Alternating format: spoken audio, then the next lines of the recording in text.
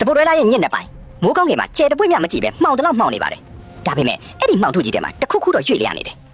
တိတ်ဆိတ်ပေမဲ့အသက်ဝင်နေတဲ့မင်းတရားကြီးရဲ့ဗျူဟာသစ်စတင်ပါပြီချင်းတောင်ကတုတ်ကြီးတွေရှေ့ထွက်လာချိန်မှာဗညာတလာရဲ့အမြောက်တက်ကြီးကမီးကုံရမ်းကုံပစ်ခတ်ပါတော့တယ်ကဘာမြေကြီးကြားလွဲသွားသလားလို့ထင်ရပေမဲ့အံ့ဩစရာကောင်းတာကကောက်ရိုးတွေဟာအမြောက်ဆန်တွေကိုနှုံငုံကြီးမျိုးချပစ်လိုက်ပါတယ်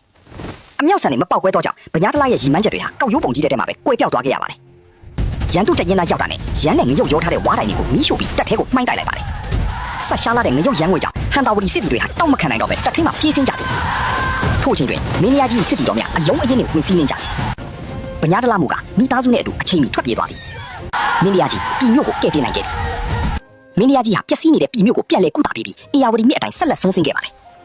လွန်စည်းအရက်မှာမြန်မာတို့အလင်းအမြန်အောင်မြင်ခဲ့တာကြောင့်မြန်အောင်လို့အမိပေးကမြို့တစ်တဲခဲ့ပါတယ်ဒါပေမဲ့တကုံးဘက်ကိုဆက်ဆင်းချိန်တန်လင်းကင်းဝမှာတော့စောပြောနဲ့ဒလပန်းတို့ကရေတက်အင်အားအပြည့်နဲ့ညှက်ပိတ်စောင့်ကြော်နေပါပြီရှိမသွားနိုင်နောက်မဆုတ်တဲ့မင်းရကြီးရဲ့ရှေ့ပြေးတက်တွေအကြက်ကြနေပြီညှက်ပိတ်စစ်ကြမှာဘလို့ရုံထွက်မိပြီအားတော်နှစ်ပါးရဲ့စစ်ကူကဒီစစ်မြေပြင်ကိုဘလို့ပြောင်းလဲပြစ်မလဲအပိုင်း20တိမှာဆက်လက်တွေ့ဆုံကြပါမယ်အဲ့မတော်ဟာရန်သူတို့ရဲ့ပိတ်ဆို့မှုကိုခံထားရပေမဲ့ဒါတော့နှစ်ပါးစစ်ကူနဲ့ရောက်လာတဲ့အချိန်မှာတော့တိုက်ပွဲကပိုပြီးအရှိန်အဟုန်ပြင်းထန်လာခဲ့ပါတယ်အဝေးကနေအမြောက်တန်တွေကိုကြားလိုက်ရတဲ့အလောင်းမင်းတရားကြီးဟာတိုက်ပွဲပြင်းထန်နေပြီဆိုတာသိလိုက်ပြီးချက်ချင်းစုံစင်းစီလို့အမိန့်ပေးလိုက်ပါတယ်တကယ်တော့မင်းတရားကြီးရဲ့ဘုံတကိုးကရန်သူတွေကိုကြောက်တူးတုံစေခဲ့တာပါမင်းတရားကြီးရဲ့လှေတက်ကြီးကိုမြင်လိုက်တာနဲ့ရန်သူတွေဟာရင်ဆိုင်ဖို့နေနေတာသာအသက်လူပြီးထွက်ပြေးကြပါတော့တယ်မင်းတရားကြီးဟာရက်တက်မသွားပဲပန်းလိုင်အထိဆက်လက်ချီတက်တိုက်ခိုက်ခဲ့ရမှာရန်သူတပ်တွေဟာပဲကိုးအထိအလူးအလဲဆုတ်ခွာသွားခဲ့ရပါတယ်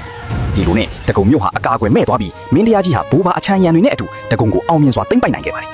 1118ခုနှစ်ကစုံလပြည့်ကျော်9ရက်နေ့မှာတော့မင်းတရားကြီးဟာမြို့အင်္ဂါရက်နဲ့အညီမြို့တစ်ကို9ရက်အတွင်းအပြီးတည်စေခဲ့ပါတယ်ရန်သူတွေအားလုံးကိုကုံစင်အောင်တိုက်ခိုက်အောင်မြင်ခဲ့တဲ့နေရာဖြစ်တာကြောင့်ဒီမြို့တစ်ကိုရန်ကုန်လို့အမည်သမုတ်လိုက်ပါတယ်အောင်ပွဲတွေဆက်တိုက်ရနေတဲ့မင်းတရားကြီးစီကိုနိုင်ငံသားတွေတောင်လာရောက်ခါစားပြီးတစ္ဆာတော်ခံခဲ့ကြပါတယ်ဒါပေမဲ့စစ်ပွဲတွေကြားမှာလည်းဘာသာရေးကိုမမိတဲ့မင်းတရားကြီးဟာရွှေတကုံစီတီတော်မှာဇရက်ကြီး3ဆောင်ဆောက်လုပ်လှူဒန်းခဲ့ပြီးနောက်အညာရွှေဘိုးကိုပြန်လဲဆန်တက်သွားခဲ့ပါတယ်ဒီသတင်းကိုကြားလိုက်တဲ့ဟန်တာဝတီမင်းဟာအခွင့်ကောင်းလို့မှတ်ယူပြီးဒလပန်းနဲ့မတ်တရဖို့ဘေကျော်တို့ကိုရန်ကုန်ကိုပြန်သိမ်းဖို့အမိန့်ပေးလိုက်ပါတယ်ရန်သူတပ်တွေဟာတင်းမော9စီးနဲ့ရန်ကုန်မြို့ကိုမနာတမ်းအမြောက်တွေနဲ့ပစ်ခတ်တိုက်ခိုက်ကြပါတယ်မင်းတရားကြီးရဲ့တပ်တွေဟာကုန်းကြောင်ရောရေကြောင်ကပါတိုက်ခိုက်ခံရတာကြောင့်အလူးအလဲခုခံနေရပေမဲ့ဘယ်သူမှအရှုံးမပေးခဲ့ကြပါဘူးရန်သူကမြို့ကို9ရက်တိုင်တိုင်ဝိုင်းထားခဲ့ပေမဲ့ရှေ့ရက်မြောက်မှာတော့ဘိုးတော်မင်းလာမင်းခေါင်ကျော်ကမြို့တောင်တကားကနေရေရဲဝုံဝုံထွက်တိုက်ပါတယ်ဟိုမြင့်ပြင်းထန်တဲ့တံပြန်စစ်စင်ကြီးကြောင့်ရန်သူတပ်တွေတက်ပြီးတက်ပျက်စီးကုန်ပြီးတင်းမောတွေလည်းကြောက်ကြိုးတွေဖြတ်ကထွက်ပြေးသွားကြရပါတယ်မင်းတရားကြီးဟာရန်ကုန်ရဲ့အခြေအနေကိုစိတ်မချတာကြောင့်လက်ယူတစ်ယောက်ဖြစ်တဲ့ဦးကောင်းကိုရစ်ခါနဲ့လက်နက်အင်အားပြင်းနဲ့စီလွတ်လိုက်ပါတယ်ဦးကောင်းနဲ့ဘိုးတော်တို့နှစ်ယောက်ပေါင်းမိသွားတဲ့အခါရန်ကုန်ရဲ့ကာကွယ်ရေးကပိုပြီးခိုင်မာသွားပါတယ်ဒါကိုသိသွားတဲ့ဟန်တာဝတီမင်းကဦးကောင်းနဲ့ဘိုးတော်ကိုသာဖမ်းမိမင်းတရားကြီးရဲ့လက်နက်ဖက်ပြုတ်ပြီးအဲ့ဒီကြမှာမင်းတရားကြီးကိုရင်ဆိုင်ရတာလွယ်မယ်လို့ကြုံသွားပြီးနောက်ထပ်စစ်ပွဲကြီးတစ်ခုအတွက်ပြင်ဆင်ပါတော့မင်းတရားကြီးရဲ့လက်နက်ဖက်နဲ့ဟန်တာဝတီတပ်တွေရဲ့နောက်ထပ်အားပြိုင်မှုမှာဘာတွေဆက်ဖြစ်မလဲဆိုတာကတော့မြန်မာအာဇနီဗိုလ်ချုပ်အောင်ဆန်းဟာမြန်မာတက္ကရာ1286ခုတပေါင်းလဆန်တရက်နေ့မှာဖွားမြင်ခဲ့တာပါခင်ဗျာအင်္ဂလိပ်တက္ကရာနဲ့ပြောရရင်တော့1915ခုနှစ်ဖေဖော်ဝါရီလ23ရက်စနေနေ့နနက်လင်းအားကြီးအချိန်ပေါ့နမ်မောင်မြို့ကရှေ့နေဦးဖာနဲ့အမိကုံတဲ့တော်စုတို့ရဲ့မိသားစုတွေကိုရောက်ရှိလာခဲ့တာဖြစ်ပါတယ်ဗိုလ်ချုပ်ရဲ့ငယ်နာမည်ကတော့ထိန်လင်းတယ်ဗ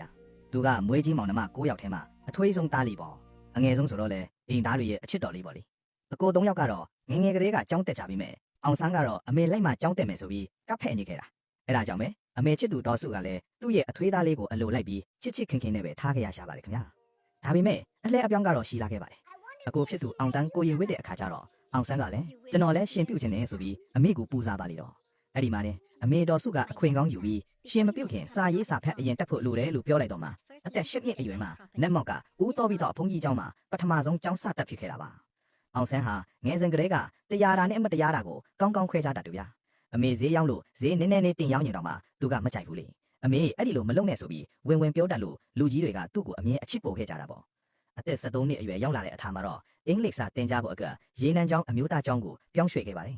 ရေနံကျောင်းမှာတော့ကျောင်းဆရာအဖြစ်အမှုထမ်းနေတဲ့အကိုကြီးဦးဝင်းရဲ့ထိန်းကျောင်းစောင့်ရှောက်မှုအောက်မှာပညာဆက်လက်သင်ကြားခဲ့ရပါတယ်ခင်ဗျာ